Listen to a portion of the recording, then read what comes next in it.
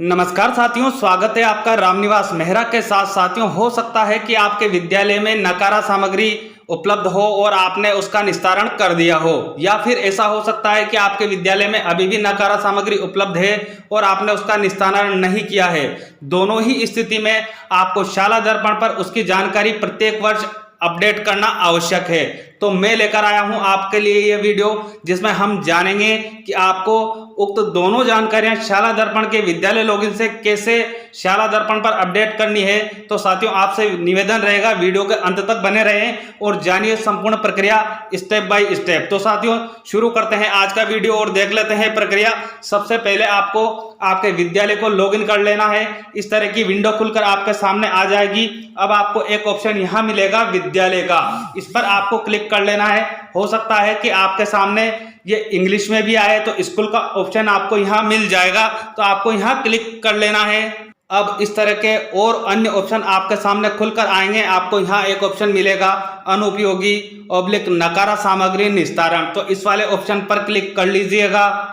अब इस तरह की इंफॉर्मेशन खुलकर आपके सामने आ जाएगी। यहाँ रेड कलर में साथियों आपको एक इंपॉर्टेंट नोट दिया हुआ है, इसको रीड करना है। इसमें हमें बताया गया है, कृपया वर्तमान स्थिति अनुसार अद्यतन करें। जो भी जानकारी आप यहाँ अपलोड करेंगे, अभी वर्तमान जो आपके विद्यालय की स्थिति है उसी अनुसार आप यहाँ अपलोड करेंगे। उसके बाद दूसरा नोट हमें दिया हुआ है, अनुपयोगी नकारा सामग्री के निस्तारण की कार्यवाही का विवरण।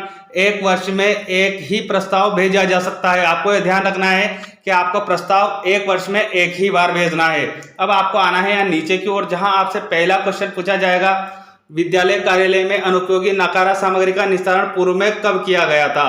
तो यदि आपके विद्यालय में पूर्व में नकारा सामग्री का निस्तारण किया गया है, तो वो डेट आप यहाँ जैसे ही क्लिक करेंगे सेलेक्ट बॉक्स पे, आपके सामने कैलेंडर बॉक्स ओपन होकर आ जाएगा। वहां से वो डेट सेलेक्ट कर लीजिएगा।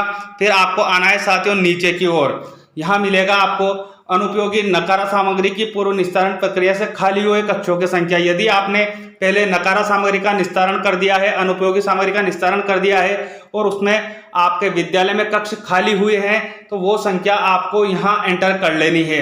अब यहाँ तीसरा क्वेश्चन हमसे पूछा जा रहा है साथियों, विद्यालय कार्यालय में वर्तमान में अनुपयोगी नकारा सामग्री उपलब्ध है। यदि आपके विद्यालय में है तो आप हाँ पर क्लिक करेंगे, और नहीं है तो नहीं पर क्लिक कर लेंगे, और फिर आपको कुछ नहीं करना है, यहाँ सेव पर क्लिक कर देना है। परंतु यदि आपके विद्यालय में नकारा सामग्री है तो आप हाँ पर क्लिक कीजिएगा, और जैसे ही आप यहाँ क्लिक करेंगे तो आपके सामने और क्वेश्चन बॉक्स खुलकर आ जाएंगे। विद्यालय कार्यालय में वर्तमान में अनुपयोगी नकारा सामग्री से भरे हुए कक्षों की संख्या।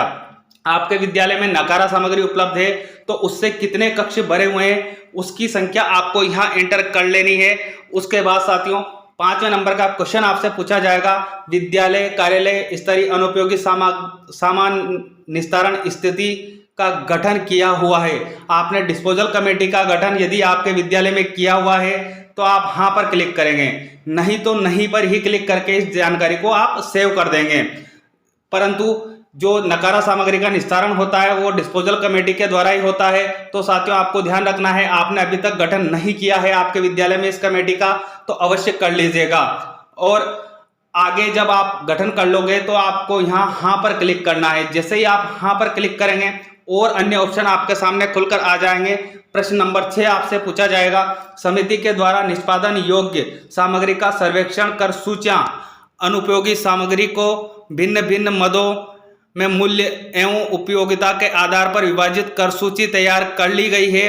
प्रपत्र इसके आएंगे साथियों 5 और 6।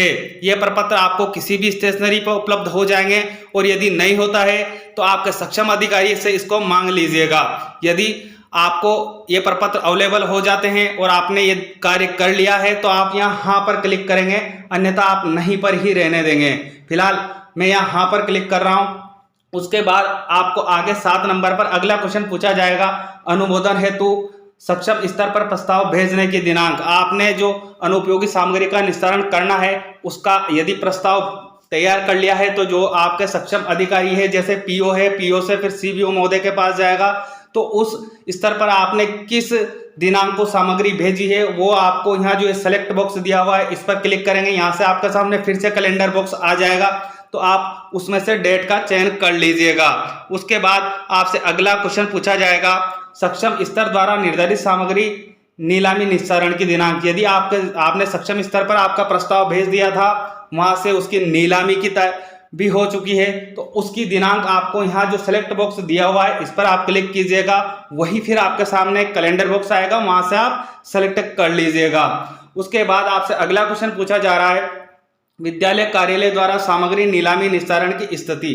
यदि आपने सक्षम स्तर पर आपका प्रस्ताव भेजा था, नीलामी हो चुकी है, वो डेट आपने यहाँ एंटर कर दी है, तो आप यहाँ हाँ पर क्लिक करेंगे। और यदि नहीं, आपकी नीलामी नहीं हुई है, तो आप नहीं पर ही क्लिक रहने देंगे। अब आगे यदि आप हाँ पर क्लिक कर देते हैं तो उसके बाद आगे आपसे 10 नंबर पर साथियों क्वेश्चन पूछा जाएगा, सामग्री नीलामी निस्तारण से प्राप्त राजकोष में जमा करवाई गई राशि रुपए में। तो आपने जो सामग्री नीलामी की है उससे निश्चित है कि आपके पास कुछ आय हुई होगी, उस आय को आपको राजकोष में जमा करवाना अनिवार्य होता है। तो जो राशि आपने राजकोष में जमा करवाई है उस राशि को आप यहाँ एंटर कर लेंगे। और हाँ साथियों, ध्यान रखना है वो राशि आपको यहाँ रुपए में एंटर करनी है। उसके बाद आगे आपसे जानकारी चाही गई है वर्तमान नीलामी से खाली हुए कक्षों की संख्या। अब आपने जो आपकी नकारा या अनुपयोगी सामग्री थी उसकी नीलामी और निस्तारण कर दिया है, तो निश्चित ही है कि उससे आपके विद्यालय के कुछ कक्ष खाली हुए होंगे, उसकी संख्या आपको यहाँ एंटर कर लेनी है। और उसके बाद आपको सबसे नीचे ऑप्शन मिल रहा है सेव का, तो इस सेव वाले ऑप्शन पर आपको क्लिक कर लेना है। जैसे ही आप सेव पर क्लिक करेंगे इस तरह की इन्फॉर्मेशन आपके सामने डिस्प्ले होगी, प्रविष्टि सफलतापूर्वक दर्ज हो गई है। तो आपको जो यहाँ क्लोज का ऑप्शन दिखाई दे रहा है इस पर क्लिक कर लेना है। अब इस तरह की इन्फॉर्मेशन आपको नीचे की ओर डिस्प्ले होगी, जहां आपको मिलेगा अनुमोदन हेतु सक्षम स्तर पर प्रस्ताव भेजने की दिनांक आपको यहाँ डिस्प्ले होने लग जाएगी। सक्षम स्तर द्वारा निर्धारित सामग्री नीलामी निस्तारण की दिनांक भी आपको यहाँ डिस्प्ले होगी। विद्यालय कार्यालय द्वारा सामग्री नीलामी निस्तारण की स्थिति, यदि आपने हाँ करी होगी तो आपको यहाँ हाँ शो होगा। मुझे फिलहाल यहाँ नहीं डिस्प्ले हो रहा है, पर यदि आप हाँ करोगे तो आपको यहाँ हाँ शो हो जाएगा। उसके बाद आगे आपको मिलेगा सामग्री नीलामी निस्तारण से प्राप्त राजकोष में जमा करवाई गई राशि रुपए में। तो जो भी राशि आपने राजकोष में जमा करवाई है उसकी इन्फॉर्मेशन आपको यहाँ डिस्प्ले हो जाएगी। उसके बाद आगे मिलेगा वर्तमान नीलामी से खाली हुए कक्षों की संख्या। जो एंट्री आपने ऊपर की है वही जानकारियां आपको यहाँ डिस्प्ले हो जाएगी। तो इससे आप निश्चिंत हो जाएंगे कि अब जो आपकी जानकारी नकारा सामग्री के निस्तारण की थी वो शाला दर्पण पर ऑनलाइन की जा चुकी है। उम्मीद है साथियों जानकारी आपकी निश्चित ही हेल्प करेगी नकारा सामग्री का निस्तारण करने में। मिलते हैं इसी तरह की अहम जानकारियों के साथ, तब तक के लिए जय हिंद जय भारत।